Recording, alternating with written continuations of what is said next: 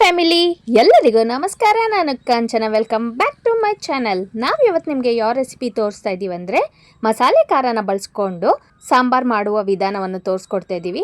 ಈ ಸಾಂಬಾರು ಮಾಡೋದಕ್ಕೆ ನಾನು ಬೇಳೆ ಸೊಪ್ಪು ಹಾಗೆ ಪಾಲಕ್ನ ಬಳಸ್ಕೊಂಡು ಮಾಡ್ತಾ ಇದ್ದೀನಿ. ಹೇಗೆ ಮಾಡೋದು ಅಂತ ನೋಡೋಣ ನನ್ನ ಸ್ಟೈಲಲ್ಲಿ. ಮಾಡೋದಕ್ಕೆ ಬೇಕಾಗಿರೋ ಸಾಮಗ್ರಿಗಳು ನೋಡೋಣ.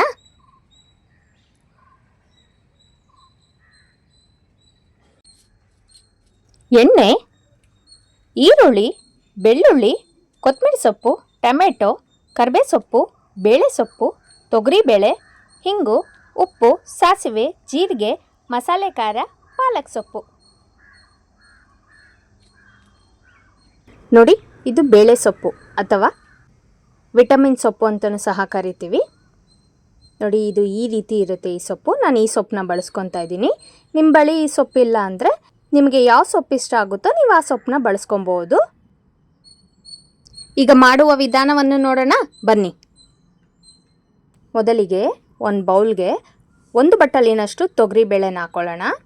ಸ್ವಲ್ಪ ನೀರನ್ನು ಬೆರೆಸಿ ಇದನ್ನು ಚೆನ್ನಾಗಿ ತೊಳ್ಕೊಳ್ಳೋಣ. 2 ರಿಂದ 3 ಬಾರಿ ಚೆನ್ನಾಗಿ ನೀರಿನಲ್ಲಿ ತೊಳ್ಕೊಳ್ಳೋಣ. ತೊಳೆದ ನಂತರ ಇದನ್ನು ಸ್ವಲ್ಪ ನೀರು ಬೆರೆಸಿ ಬದಿಗೆ ಇಡೋಣ. ಮೊದಲಿಗೆ ಒಂದು ಕುಕ್ಕರ್ ಇಟ್ಕೊಳ್ಳೋಣ. ಕುಕ್ಕರಿಗೆ ತೊಳೆದಿರೋಂತಹ ತೊಗರಿಬೇಳೆನ ಹಾಕ್ಕೊಳ್ಳೋಣ. 1 ಬಟ್ಟಲಿನಷ್ಟು ತೊಳೆದು ಕಟ್ ಮಾಡಿಟ್ಟಿರೋಂಥ ಪಾಲಕ್ ಸೊಪ್ಪನ್ನ ಹಾಕ್ಕೊಳ್ಳೋಣ. 1 ಬಟ್ಟಲಿನಷ್ಟು ತೊಳೆದು ಕಟ್ ಮಾಡಿರೋಂಥ ಬೇಳೆ ಸೊಪ್ಪನ್ನ ಹಾಕ್ಕೊಳ್ಳೋಣ. 1 ಹೆಚ್ಚಿಟ್ಕೊಂಡಿರೋ ಈರುಳ್ಳಿ, 7 ರಿಂದ 8 ಬೆಳ್ಳುಳ್ಳಿ ಹೆಸಳು, 1 ಹೆಚ್ಚಿಟ್ಕೊಂಡಿರೋ ಟೊಮೆಟೊ ಹಾಕ್ಕೊಳ್ಳೋಣ. 1 ಟೇಬಲ್ ಚಮಚದಷ್ಟು ಜೀರಿಗೆ ಹಾಕ್ಕೊಳ್ಳೋಣ. ಅರ್ಧ ಟೇಬಲ್ ಚಮಚದಷ್ಟು ಅರಿಶಿನ ಪುಡಿಯನ್ನು ಹಾಕ್ಕೊಳ್ಳೋಣ. 2 ಬಟ್ಟಲಿನಷ್ಟು ನೀರನ್ನು ಬೆರೆಸ್ಕೊಳ್ಳೋಣ.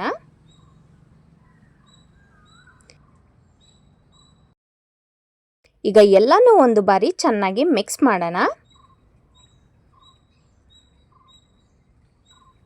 ಮಿಕ್ಸ್ ಆದ ನಂತರ ಈಗ ಕುಕ್ಕರ್ ಮುಚ್ಚೋಣ. 3 ರಿಂದ 4 ವಿಸಿಲ್ ಬರೋ ಗಂಟ ಕಾಯೋಣ.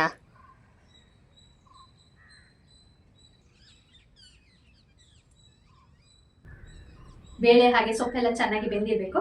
ಹಾಗಾಗಿ 3 ರಿಂದ 4 ವಿಸಿಲ್ ಬರೋ ಗಂಟ ಕಾಯೋಣ.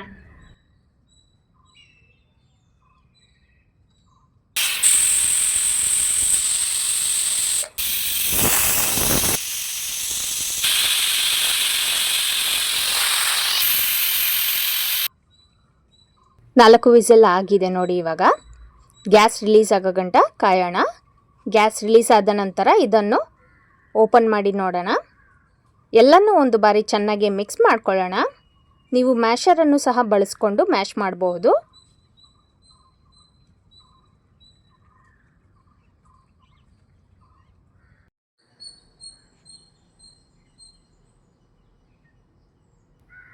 ನೋಡಿ, ಈ ರೀತಿ ಇರಬೇಕು ಟೆಕ್ಸ್ಚರು. ತುಂಬ ನೀರಾಗೂ ಇರಬಾರ್ದು, ತುಂಬ ಗಟ್ಟಿಯಾಗೂ ಇರಬಾರ್ದು. ಇವಾಗ ಒಗ್ಗರಣೆ ಮಾಡ್ಕೊಳ್ಳೋಣ. ಒಂದು ಚಿಕ್ಕ ಪ್ಯಾನಿಗೆ 2 ಟೇಬಲ್ ಚಮಚದಷ್ಟು ಎಣ್ಣೆ ಹಾಕ್ಕೊಳ್ಳೋಣ. 1 ಟೇಬಲ್ ಚಮಚದಷ್ಟು ಸಾಸಿವೆ ಹಾಕ್ಕೊಳ್ಳೋಣ. ಸಾಸಿವೆ ಎಲ್ಲ ಸಿಡಿಯೋ ಗಂಟ ಕಾಯೋಣ. ನಂತರ 1 ಟೇಬಲ್ ಚಮಚದಷ್ಟು ಜೀರಿಗೆ, 1 ಪಿಂಚಷ್ಟು ಹಿಂಗು, ಸ್ವಲ್ಪ ಜಜ್ಜಿಟ್ಕೊಂಡಿರೋ ಬೆಳ್ಳುಳ್ಳಿ ಹಾಕ್ಕೊಳ್ಳೋಣ. ಈಗ 2 ಗರಿ ಕರಿಬೇವು ಸೊಪ್ಪನ್ನ ಹಾಕ್ಕೊಳ್ಳೋಣ.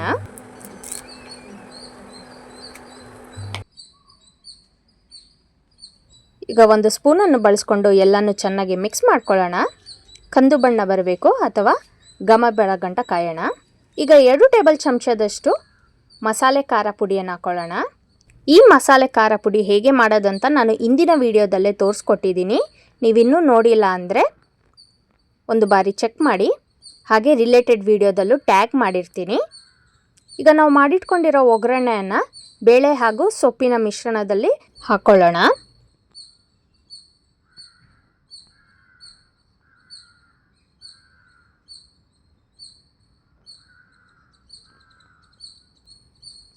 ಎಲ್ಲನೂ ಒಂದು ಬಾರಿ ಚೆನ್ನಾಗಿ ಮಿಕ್ಸ್ ಮಾಡ್ಕೊಳ್ಳೋಣ.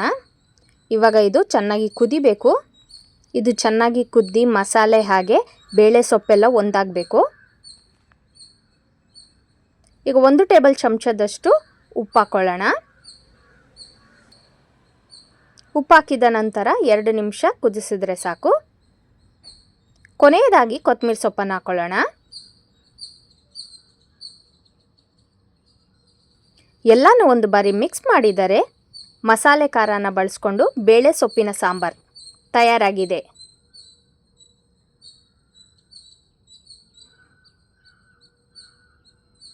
ಮಸಾಲೆ ಖಾರನ ಬಳಸ್ಕೊಂಡು ಸಾಂಬಾರ್ ಮಾಡೋದು ಹೇಗೆ ಅಂತ ನಾವು ನಿಮಗೆ ತೋರಿಸ್ಕೊಟ್ಟಿದ್ದೀವಿ. ಈಗ ಸರ್ವ್ ಮಾಡೋಣ.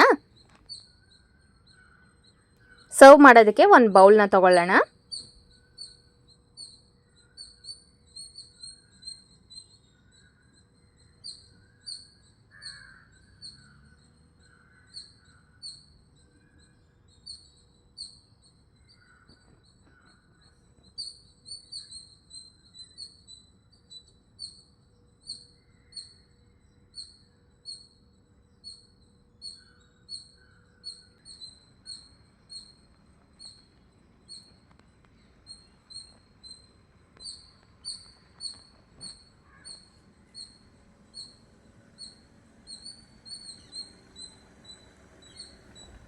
ಗಾರ್ನಿಷ್ ಮಾಡೋದಕ್ಕೆ ಸೊಪ್ಪನ್ನು ಬಳಸ್ಕೊಳ್ಳೋಣ.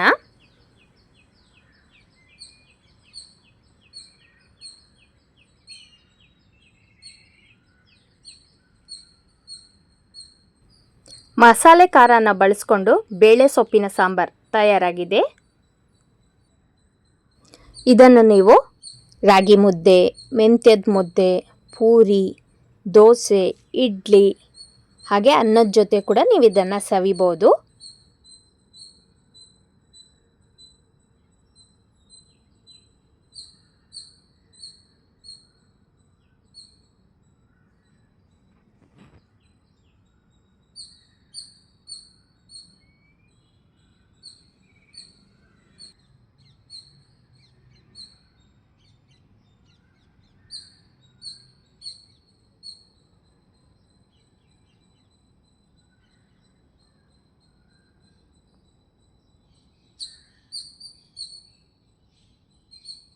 ಮಸಾಲೆ ಖಾರವನ್ನು ಬಳಸ್ಕೊಂಡು ಸಾಂಬಾರು ಮಾಡೋದು ಹೇಗೆ ಅಂತ ನಾವು ನಿಮಗೆ ತೋರಿಸ್ಕೊಟ್ಟಿದ್ದೀವಿ.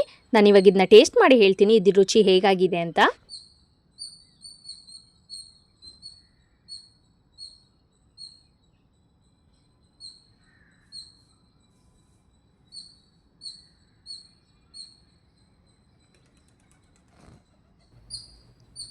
ಸಾಕಾಗಿದೆ. ನೋಡಿದ್ರಲ್ಲ ವೀಕ್ಷಕರೇ, ಮನೆಯಲ್ಲೇ ಸುಲಭವಾಗಿ ಮಸಾಲೆ ಖಾರನ ಬಳಸ್ಕೊಂಡು ಸಾಂಬಾರು ಹೇಗೆ ಮಾಡೋದಂತ ನಾವು ನಿಮಗೆ ತೋರಿಸ್ಕೊಟ್ಟಿದ್ದೀವಿ. ಖಂಡಿತವಾಗ್ಲೂ ಈ ವಿಡಿಯೋ ನಿಮಗೂ ಕೂಡ ಇಷ್ಟವಾಗಿದೆ ಅಂತ ಭಾವಿಸ್ತೀವಿ. ಇಷ್ಟವಾದರೆ ಲೈಕ್ ಮಾಡಿ, ಶೇರ್ ಮಾಡಿ, ಹಾಗೆ ಸಬ್ಸ್ಕ್ರೈಬ್ ಮಾಡ್ಕೊಳ್ಳಿ. ಬಾಯ್.